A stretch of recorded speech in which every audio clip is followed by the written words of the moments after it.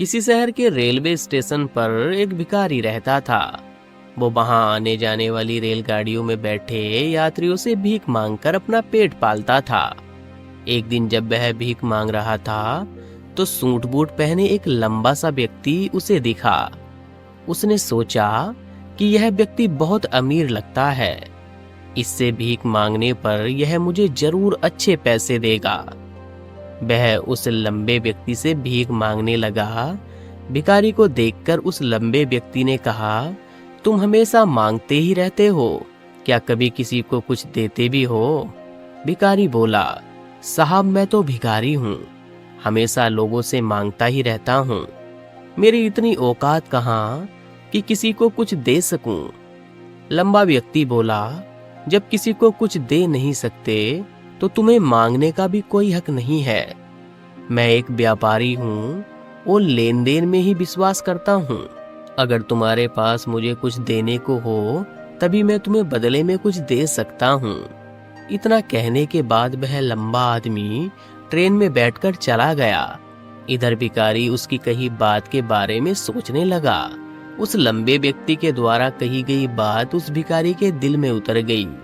वह सोचने लगा कि शायद मुझे भीख में अधिक पैसा इसीलिए नहीं मिलता क्योंकि मैं उसके बदले में किसी को कुछ दे नहीं पाता हूँ।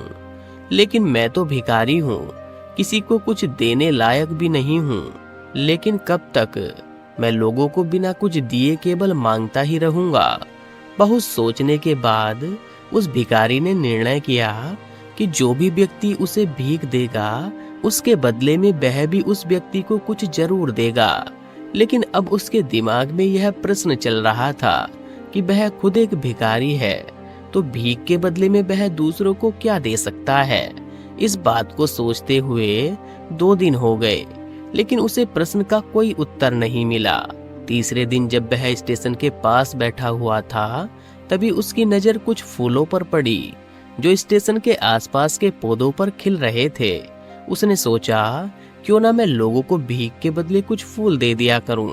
उसको अपना यह विचार अच्छा लगा और उसने वहां से कुछ फूल तोड़ लिए। अब वह ट्रेन में भीख मांगने के लिए पहुंचा। अब जब भी उसे कोई भीख देता तो उसके बदले में वह भीख देने वाले को कुछ फूल दे देता। उन फूलों को लोग खुश होकर अपने पास रख लेते थे। अब भिखारी रोज फूल तोड़ता और भीख के बदले में फूलों को लोगों को बांट देता था। कुछ ही दिनों में उसने महसूस किया कि अब उसे बहुत अधिक लोग भीख देने लगे हैं।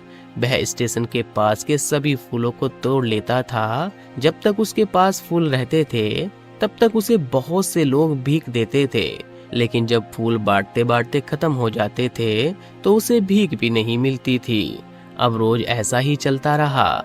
एक दिन जब वह भीख मांग रहा था तो उसने देखा कि वही लंबा व्यक्ति ट्रेन में बैठा है जिसकी वजह से उसे भीख के बदले फूल देने की प्रेरणा मिली थी। वह तुरंत उस व्यक्ति के पास पहुंच गया और भीख मांगते हुए बोला, आज मेरे पास आपको देने के लिए कुछ फूल है, आप मुझे भीख दीजिए तो बदले में मैं आपको कुछ फूल दूंगा। उस लंबे व्यक्ति ने उसे भीख के रूप में कुछ पैसे दिए और भिखारी ने कुछ फूल उसे भी दे दिए। उस लंबे व्यक्ति को यह बात बहुत पसंद आई। वह बोला, वाह क्या बात है, आज तुम भी मेरी तरह एक व्यापारी बन गए हो। इतना कहकर फूल लेकर वह लंबा व्यक्ति अपने स्टेशन पर उतर गया। लेकिन उस लंबे व्यक्ति द्वारा कही गई बात एक बार फिर से उस भिखारी के दिल में उतर गई। वह बार बार उस लंबे व्यक्ति के द्वारा कही गई बात के बारे में सोचने लगा और बहुत खुश होने लगा। उसकी आंखें अब चमकने लगी। उसे लगने लगा कि अब उसके हाथ सफलता की वह चाबी लग गई है जिसके द्वारा वह अपने जीवन को बदल सकता है। वह तुरंत ट्रेन से नीचे उतरा और उत्साहित होकर तेज आवाज में ऊपर आसमान की तरफ देखकर बोला, मैं भिखारी नहीं हूँ, मैं तो एक व्यापारी हूँ। लोगों ने उसे देखा तो सोचा कि शायद यह भिखारी पागल हो गया है और अगले दिन से वह भिखारी उस स्टेशन पर फिर कभी नहीं दिखा। लेकिन 6 महीने बाद इसी स्टेशन पर 2 व्यक्ति सूट बूट पहने हुए यात्रा कर रहे थे। दोनों ने एक दूसरे को देखा तो उनमें से एक ने दूसरे से हाथ मिलाया और कहा, क्या आपने मुझे पहचाना? दूसरा व्यक्ति बोला, नहीं, क्योंकि मेरे हिसाब से हम लोग पहली बार मिल रहे हैं। दूसरा व्यक्ति बोला, नहीं, आप याद कीजिए, हम पहली बार नहीं बल्कि तीसरी बार मिल रहे हैं। दूसरा व्यक्ति बोला, मुझे याद नहीं, वैसे हम पहले 2 बार कब मिले थे। अब पहले वह व्यक्ति मुस्कुराया और बोला, हम पहले भी 2 बार इसी ट्रेन में मिले थे। मैं वही भिखारी हूँ जिसको आपने पहली मुलाकात में बताया कि मुझे जीवन में क्या करना चाहिए, और दूसरी मुलाकात में बताया कि मैं वास्तव में कौन हूँ। दूसरा व्यक्ति मुस्कुराया और अचंभित होते हुए बोला, ओहो, याद आया, तुम वही भिखारी हो जिसे मैंने एक बार भीख देने से मना कर दिया था, और दूसरी बार मैंने तुमसे कुछ फूल खरीदे थे। लेकिन आज तुम यह सूट बूट में कहाँ जा रहे हो और आजकल क्या कर रहे हो। तब पहला व्यक्ति बोला, हाँ, मैं वही भिखारी हूँ, लेकिन आज मैं फूलों का एक बहुत बड़ा व्यापारी हूँ, और इसी व्यापार के काम से मैं दूसरे शहर जा रहा हूँ। कुछ देर रुकने के बाद वह फिर बोला, आपने मुझे पहली मुलाकात में प्रकृति का वह नियम बताया था जिसके अनुसार हमें तभी कुछ मिलता है जब हम कुछ देते हैं। लेन देन का यह नियम वास्तव में काम करता है। मैंने यह अच्छी तरह महसूस किया है, लेकिन मैं खुद को हमेशा भिखारी ही समझता रहा। इससे ऊपर उठकर मैंने कभी सोचा ही नहीं, और अब आपने मेरी दूसरी मुलाकात हुई तब आपने मुझे बताया कि मैं एक व्यापारी बन चुका हूँ। अब मैं समझ चुका था कि मैं वास्तव में एक भिखारी नहीं बल्कि व्यापारी बन चुका हूँ। मैंने समझ लिया था कि लोग मुझे इतनी भीख क्यों दे रहे हैं, क्योंकि वह मुझे भीख नहीं दे रहे थे बल्कि उन फूलों का मूल्य चुका रहे थे। सभी लोग मेरे फूल खरीद रहे थे क्योंकि इससे सस्ते फूल उन्हें कहाँ मिलते हैं। लोगों की नजरों में एक छोटा व्यापारी था, लेकिन मैं अपनी नजरों में एक भिखारी ही था। आपके बताने पर मुझे समझ आ गया कि मैं एक छोटा सा व्यापारी हूँ। मैंने ट्रेन में फूल बांटने से जो पैसे इकट्ठे किए थे उनसे बहुत से फूल खरीदे और फूलों का व्यापारी बन गया।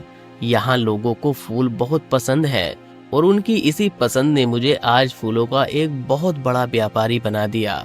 दोनों व्यापारी अब खुश थे और स्टेशन आने पर अब साथ उतरे, अपने अपने व्यापार की बात करते हुए आगे बढ़ गए। दोस्तों, इस कहानी से हमें बहुत कुछ सीखने को मिलता है।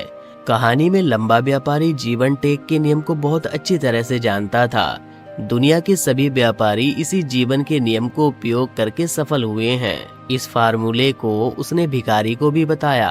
भिखारी ने इस प्राकृतिक नियम को अपना लिया और इसका असर उसके जीवन में साफ दिखाई देने लगा। उसने अपनी सोच बदली और उसकी जिंदगी बदल गई। यह कहानी हमें बताती है कि हम यदि अपनी सोच बदल लें तो कुछ भी हासिल किया जा सकता है। यदि हम खुद को छोटा समझते रहेंगे तो हम हमेशा छोटे ही बने रहेंगे। बड़ा बनने के लिए हमें अपनी सोच को बदलना होगा और खुद के बारे में बड़ा सोचना होगा। कहानी का सार यह है कि सफलता आपकी सोच में छुपी होती है। खुद का आत्मसम्मान जगाइए, अपनी सोच को बड़ा बनाइए और देखिए कैसे आप सफलता के शिखर पर पहुंच जाते हैं। हमें उम्मीद है हमने जो भी आपको इस वीडियो में सिखाने की कोशिश की है वह आपको अच्छे से समझ में आया होगा।